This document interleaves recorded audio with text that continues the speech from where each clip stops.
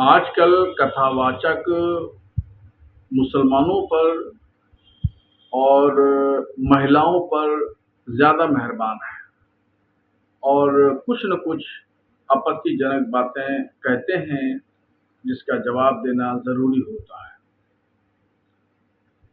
اسلام نے مہیلاؤں کو بڑا مقام اور ایک حیثیت دی اور یہاں تک کہا کہ ماں کے پیروں تلے جنت ہے اور گھر کی زینت قرار دیا، گھر کا مکھیا تسلیم کیا۔ اسلام مذہب ایسا مذہب ہے جس نے مہیلاؤں، بزرگوں اور بچوں سب کو سمان، عزت، احترام، مقام اور حیثیت دی ہے۔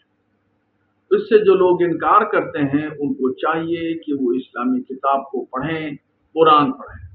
قرآن شریف میں باضابطہ طور پر سورہ نساء یعنی پوری عورت پر، عورت کے کیا حقوق ہوں گے، اس کے کیا ادھیکار ہوں گے، پوری ایک آیت موجود ہے۔ زمین و جائیداد میں بھی اسلام نے عورتوں کو حصہ دیا تاکہ وہ محرومی کی قسمت میں نہ رہیں اور وہ اپنی زندگی دنچریا بہت اچھے سے گزار سکیں۔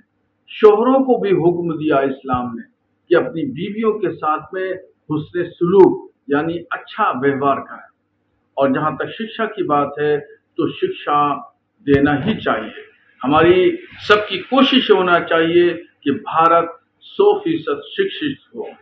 اس میں کسی ایک مخصوص طبقے کی بات نہیں ہے کہ فلاں طبقہ زیادہ پڑھے، فلاں طبقہ نہ پڑھے، اس کے یہاں طلاق کا، شادی کا، نکاح کا جھگڑا ہوتا ہے۔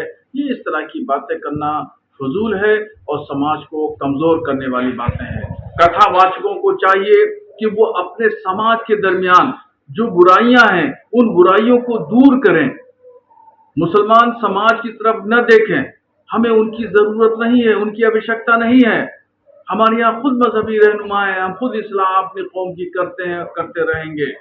وہ اپنے سماج کے درمیان جھانک کر کے دیکھیں، ان کے یہاں جو برائیاں ہیں، خرابیاں ہیں، ان کو دور کرنے کی کوشش کریں تو بھلا ہوگا، سماج کا بھلا ہوگا، کسی ایک مخصوص طبقے کا بھلا ہوگا۔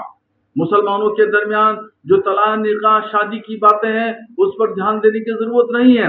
ہم برائے مہربانی کتھا واچکوں سے کہیں گے کہ مسلمانوں کے درمیان مسلم سماج میں جھانکنے کی کوشش نہ کریں۔